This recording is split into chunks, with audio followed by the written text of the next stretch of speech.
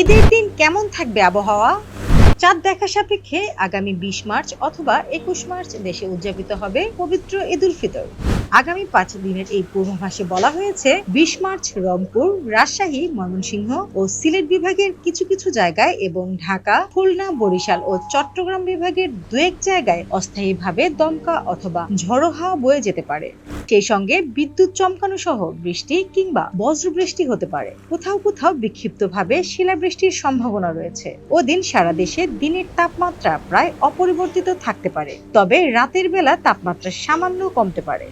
এতে আরো বলা হয় ২১ মার্চও রংপুর, রাজশাহী, ময়মনসিংহ ও সিলেট বিভাগের কিছু কিছু জায়গায় এবং ঢাকা, খুলনা, বরিশাল ও চট্টগ্রাম বিভাগের দু-এক জায়গায় অস্থায়ীভাবে দমকা অথবা ঝড়ো হাওয়া ও বিদ্যুৎ চমকানো সহ বৃষ্টি অথবা বজ্রবৃষ্টি হতে পারে।